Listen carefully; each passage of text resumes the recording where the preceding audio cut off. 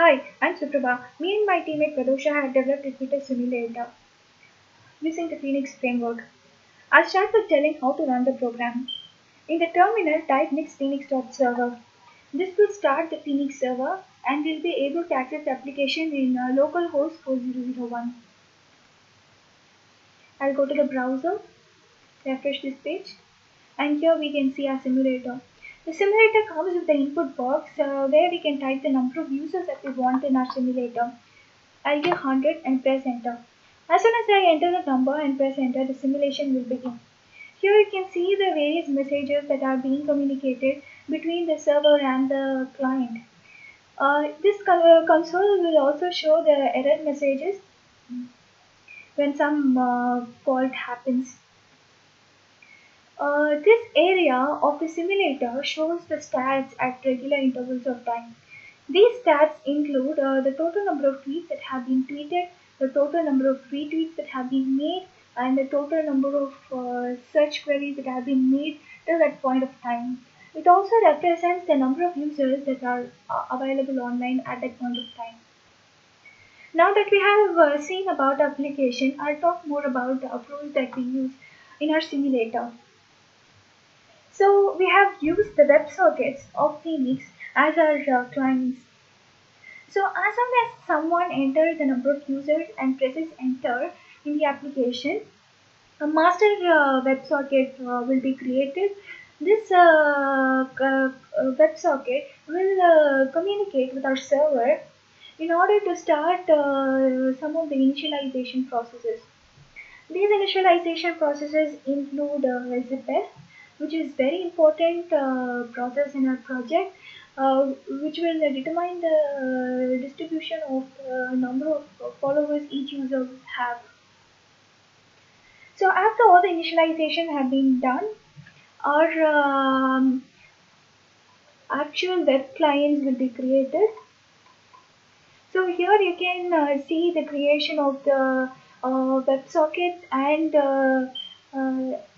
formation of channel, which establish the connection between the clients and server. So the end number of WebSockets will be created with servers as clients. So after they are created, these WebSockets will be simulated at regular intervals of time to tweet, retweet, search, connect and disconnect from a Twitter system. One important thing in our project is that if a user has more number of followers, he tends to tweet more often. So we have set intervals between tweets, retweets, searches, connection and disconnection based on the number of followers a user has. The more the followers, the less the interval. So that is about that is a high level overview of our project. Now to talk about a project in depth, um, in order to tweet, a client will randomly generate a tweet that contains hashtags and mentions. So it will send the randomly generated tweet to the server, which will update the tweet in the tweet queue of the user. It will also send the tweet to the user's followers, and every time someone tweets, the tweet is processed to get the hashtags and mentions in the tweet.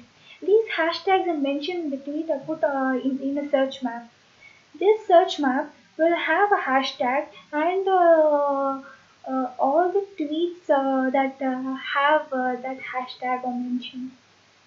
This is very efficient when searches are made, or the search queries can be performed in order of one time because we have already processed the tweets.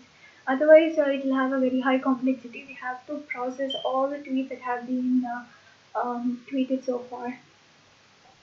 In order to retweet, as and when a user receives a tweet from a person whom he is following, he can randomly decide whether to tweet that or not. So that is how our simulator works. And connection and disconnection from the Twitter engine is also made at regular intervals of time. Apart from all this, in order to display the stats, we call another function that fetches the stats from the server and prints it on the screen at regular intervals. So that is about our simulator. Hope you liked it. Thanks for watching.